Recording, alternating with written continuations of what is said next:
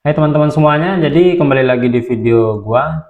Jadi di video kali ini gua bakal ngebahas pola-pola kebiasaan PMO ya. Jadi kalian mungkin setelah nonton banyak video tutorial berhenti PMO itu pasti pembahasan pertama atau poin pertama cara untuk stop PMO itu adalah kenali pola kebiasaan atau sadari apa pemicu-pemicu dari PMO itu sendiri. Tapi kadang-kadang di konten itu gua lihat nggak ada dikasih tahu pembahasan mendalamnya, ya wajar lah ya, itu kan dia menjelaskan atau ngasih tahu poin-poinnya aja biar kita bisa lebih terstruktur untuk berhenti. Jadi di video kali ini gue bakal ngebahas pola dari kebiasaan PMO itu sendiri secara lebih mendalam. Jadi tolong simak terus video ini sampai habis ya. Jadi gue video ini berdasarkan dari apa yang udah gue baca dan pengalaman gue sendiri ya. Jadi yang gue baca itu dari buku Atomic Habits karyanya James Clear. Jadi buku ini rekomen banget buat kalian baca, kalian beli dan kalian baca untuk merubah habits dan kebiasaan kalian. Dan nggak lupa pula buku ini juga bisa membuat kita mengubah kebiasaan PMO kita menjadi kebiasaan-kebiasaan yang lebih baik. Nah, jadi di buku ini di sini ngebahas 4 pola merubah kebiasaan ya. Yang pertama itu ada petunjuk, selanjutnya gairah, lalu tanggapan, dan ganjaran. Pola kebiasaan PMO ini dimulai dari petunjuk sampai ke ganjaran. Kita bahas dari petunjuknya dulu ya. Jadi petunjuk ini adalah sinyal awal yang memicu keinginan buat PMO. Itu bisa berupa waktu dan tempat nih teman-teman. Nah, kalian perlu memahami diri kalian tuh biasanya nafsu atau kepengen PMO tuh kapan. Misalkan waktunya siang atau malam hari nih. Dan tempatnya tuh udah pasti biasanya ya udah pasti sendirian ya di rumah atau di dalam kamar atau saat dalam kamar mandi. Tapi biasanya orang-orang PMO itu di kamar dan saat kondisi rumah lagi sepi. Jadi lu bisa kenali diri lu dulu, lu lihat gimana lu memulai PMO itu. Selanjutnya kesadaran emosionalnya ya. Kesadaran emosional ini pastinya stres, bosan, dan kesepian. Nah, kalau tiga nih udah ketemu atau nyatu di diri kalian ya, itu bakal kuat banget tuh dorongan buat menjadi petunjuk kalian kenapa harus melakukan porn masturbasi dan orgasme itu sendiri ya. Selanjutnya juga lingkungan visualnya. Lingkungan visual ini menjadi petunjuk juga buat kalian melakukan PMO. Contoh lingkungan visualnya itu kayak ngelihat konten-konten sensual di media sosial.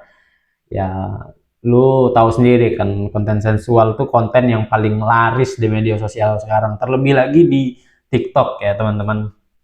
Kalau kalian lihat TikTok sekarang tuh kan isinya cewek-cewek yang berjilbab tapi malah ya tetap memperlihatkan area-area yang membuat laki-laki pun bergairah, teman-teman.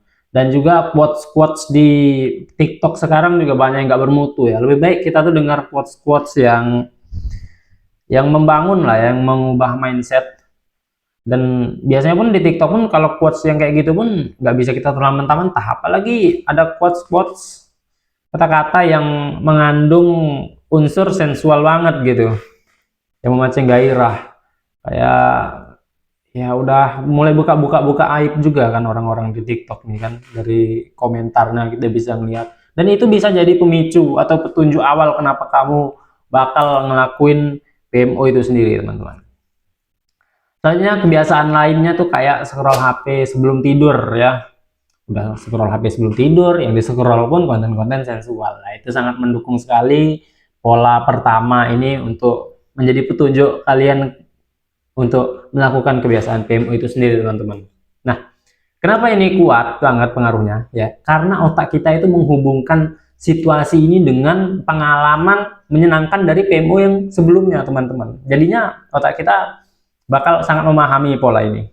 Jadinya dia akan PMO lagi dan lagi. Selanjutnya, pola yang kedua itu gairah.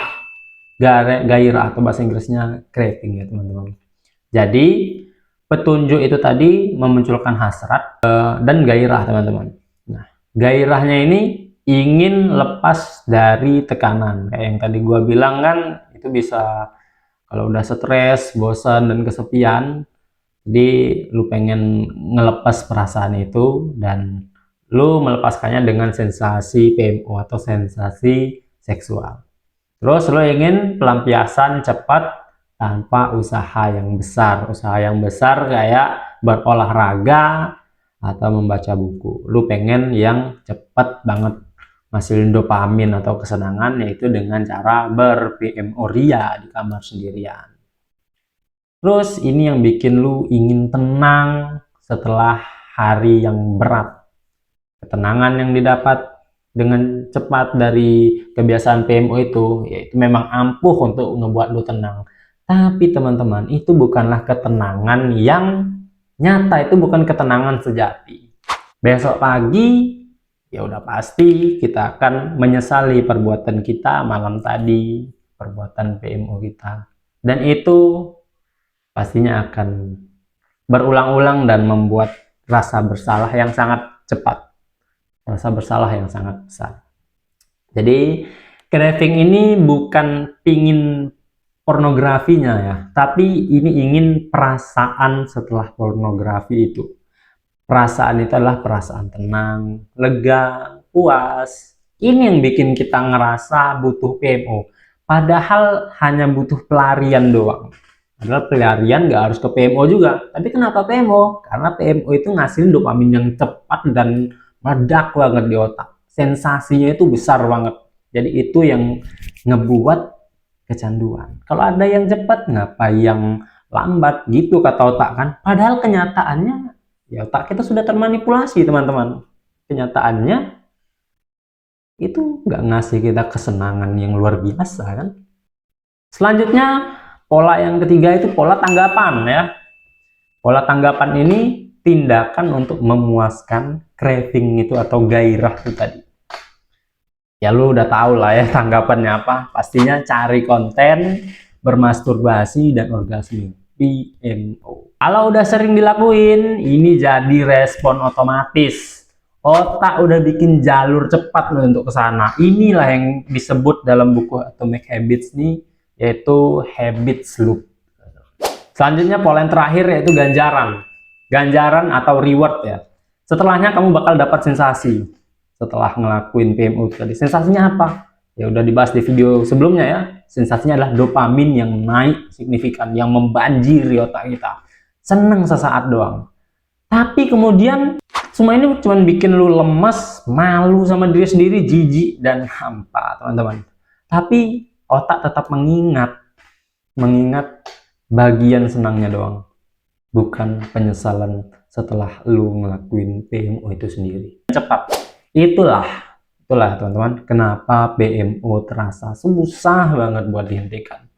Tapi kabar baiknya ini bisa dihentikan. Nah, gimana cara mengganti kebiasaan PMO dengan 4 hukum dari buku Atomic Habits ini sendiri? Jadi James Clear ini ngajarin kalau kita mau mengubah kebiasaan buruk jadi kebiasaan yang baik, dan ini bisa merubah hidup kita ke depannya juga. Ini pakai 4 langkah, yaitu tadi petunjuk, gairah, tanggapan, dan ganjaran. Kita mulai dari petunjuk dulu ya, petunjuk. Gimana tuh petunjuk? Jadi kita bisa buat petunjuk tidak terlihat. Gimana caranya? Simpel teman-teman. Caranya itu jauhkan diri kamu dari trigger. Triggernya apa? HP ya. Tapi bang gimana bang, kita kan kemana-mana bawa HP bang, bahkan di kamar. Oke, HP itu ada triggernya lagi di dalamnya. Apa? Google Chrome tempat kalian nonton, atau browser lain kayak Opera Mini. Nah itu jadi trigger tuh. Oke lah, kalau Google Chrome gak mau dihapus karena mungkin kalian pakai banget ya, kalian hapus lah browser lain kayak gue tahu tuh browsernya tuh kayak DuckDuckGo, Opera Mini, atau Yandex. Itu kalian bisa hapus karena itu menjadi trigger. Kalian dengan ngelihat lambangnya aja ya, lambang logo aplikasinya aja, itu udah ngebuat respon di otak kalau itu adalah kepuasan di situ. Jadi kalian tuh nengok lambangnya aja, kalian udah nafsu duluan gitu sebelum kalian ngebuka. Itulah triggernya tuh. Terus kita bisa hindari waktu kosong atau sendirian terlalu lama. sendirian terlalu lama nih, 1 jam lu sendirian di kamar, ya cobalah keluar kamar teman-teman. Karena kalau lu dalam kamar lama-lama tuh ya, kamar tuh kan jadi tempat kalian yang sering ngelakuin PMO ya, udah kebiasa. Jadi otak kan kalau ngeliat kamar tuh, apalagi udah lama-lama tuh, bawaannya pengen PMO aja, karena itu udah jadi kebiasaan kan, di otak kayaknya udah ngecap kamar tuh, kalau di kamar lama-lama tuh enaknya ngapain ya, PMO. Makanya minimal keluar kamar lah. Mungkin nggak ada orang di rumah ya, mungkin rumah kalian lagi kosong, tapi kalau kalian keluar kamar, misalkan ke dapur, otak kalian tuh bakal ngecap, oke, dapur ini bukan tempat PMO, dapur ini tempat masak gitu. Ya kalau lu di dapur ya pasti pikiran lu bukan ke PMO. Gue yakin kalian bakal mikir yang sama juga. Cobain aja deh. Atau misal di ruang tamu, ya masa lu mau PMO juga di ruang tamu, kan lucu banget. Lagi PMO lu tiba-tiba ada orang masuk rumah, gimana tuh, bayangin malunya tuh teman-teman. Yang kedua, gairah. Buat gairahnya jadi tidak menarik teman-teman. Gimana tuh? Oke, jadi kita mulai dari latihan kesadaran ya. Coba tanyain ke diri kita sendiri, apakah ini benar-benar kebutuhan atau cuma sekadar pelarian? Oke, it's fine, manusia memang butuh menyalurkan hasrat seksualnya, tapi teman-teman, usia kita masih sangat muda. Gua masih usia 18 tahun ya, OTW 19. Gua masih sangat muda, dan mungkin kalian usia 25 tahun ya, abang-abang di atas gua. Itu masih sangat muda kawan-kawan. Itu ya memang lah kita udah bisa kawin ya, udah bisa menyalurkan hasrat, tapi tetap aja itu bukan waktunya kita untuk menyalurkan hasrat seksual teman-teman. Ini adalah waktunya kita untuk berkembang, waktu untuk kita mencapai tujuan-tujuan besar kita, ambisi kita.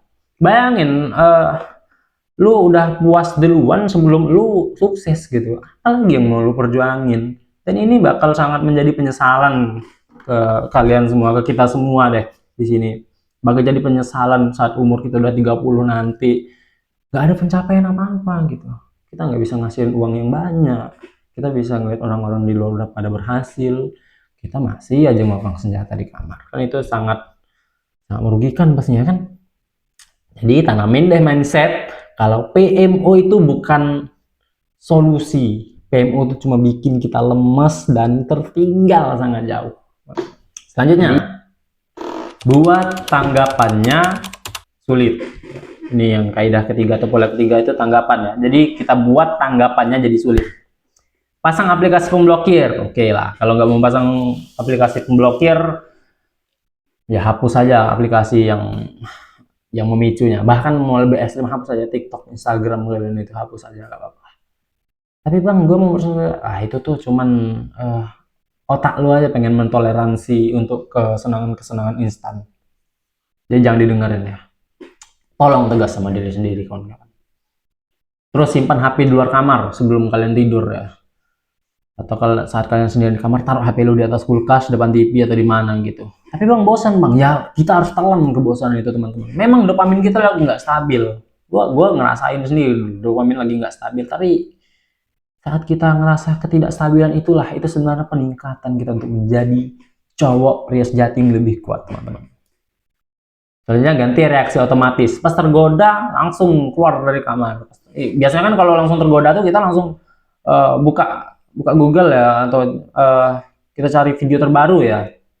Itu kan responnya kalau lagi tergoda. Nah ini pas lagi tergoda, sebelum otak kalian dibanjiri hawa nafsu, kalian bisa keluar dari kamar. Langsung keluar, pergi keluar, sprint kayak apa, kayak push up kayak. Gue yakin lu bisa. Memang awalnya susah, tapi inilah jalan yang terbaik teman-teman. Oke, selanjutnya yang terakhir, ganjaran. Ganjaran, kita buat ganjaran yang lebih sehat dan memuaskan. Kita cari dopamin yang tingginya sama kayak PMO tapi lebih sehat teman-teman. Kayak apa tuh? Kasih reward teman-teman, kasih reward ke diri sendiri. Bukan reward kayak PMO. Oke, gue udah berhenti PMO selama 1 minggu, gue kasih reward, gue bakal PMO. Jangan teman-teman, jangan kayak gitu. Itu bakal ngebuat lu balik lagi. Jangan kasih toleransi dalam bentuk apapun untuk PMO teman-teman ya. Jangan kasih, gua kecam keras itu, jangan dikasih toleransi. Kalau ada pikiran kayak gitu muncul, lebih baik kita isi dopamin sehat itu dengan keluar jalan-jalan, beli makanan yang lu suka. Itu juga ngasih lu dopamin teman-teman. Dopamin yang juga banyak, tapi lebih baik, lebih sehat, dan itu bakal membuat hidup kita tuh jadi lebih bermakna dari dopamin ngelakuin hal yang kita senangi. Tapi bang, yang gue senang itu PMO bang. Enggak, gue yakin lu nggak cuma senang PMO, lu pasti punya makanan kesukaan kan. Jadikan itu reward teman-teman. Kalau lu udah 1 minggu berhenti PMO, lu udah 1 bulan berhenti PMO, lu beli deh makanan kesukaan lu beli apa kayak yang lumayan mahal kayak burger atau KFC. Ya memang itu kurang sehat, tapi kalau seminggu sekali ya nggak apa-apa lah, daripada lu PMO itu bakal merusak diri lu aja. Jadi rasakanlah kebanggaan, ketenangan, dan rasa ringan setelah sukses nahan selama seminggu, 2 minggu, sebulan, sampai 90 hari ke depan. Kenapa 90 hari? Karena kalau udah 90 hari, biasanya orang-orang juga banyak yang bilang kalau udah 90 hari itu dopamin di otak ini mulai normal kembali. Jadi lebih stabil gitu dopaminnya, nggak naik turun. Jadi dopamin kita tahu di mana tempat mencari dopamin yang lebih sehat. Tolong biasakan diri kalian dalam 90 hari ke depan ya teman-teman.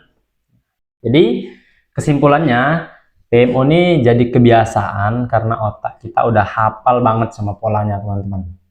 Dari mulai petunjuknya dari media sosial, terus gairahnya muncul, dan tanggapannya itu ngelakuin PMO, dan ganjarannya itu dopamin instan yang sangat tidak sehat teman-teman.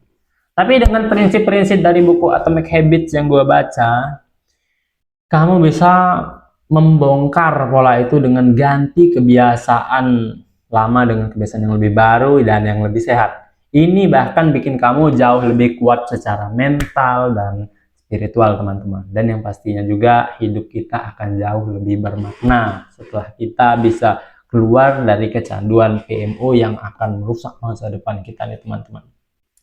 Jadi sekian dulu video gua kali ini. Gua sangat rekomendasiin lu baca buku ini juga ya, dan gua buat video ini biar bisa ngebantu kalian semua, walaupun gua belum kemonetisasi dan belum di endorse apapun, tapi niat gua di sini adalah berbagi dan menjadi orang yang lebih bermanfaat teman-teman, karena gua sendiri juga pecandu PMO dulu, dan gua berkomitmen mau jadi manusia yang baik dan yang membantu orang lain, karena dengan berbagi kita bisa merasakan hidup yang lebih bermakna. Oke, gue Fikri, sekian video kali ini. Sampai jumpa di video selanjutnya. Oh ya, jangan lupa subscribe ya kalau kalian percaya sama gue, dan like kalau video ini bagus. Share juga deh ke teman kalian atau grup NoFapes kalian itu.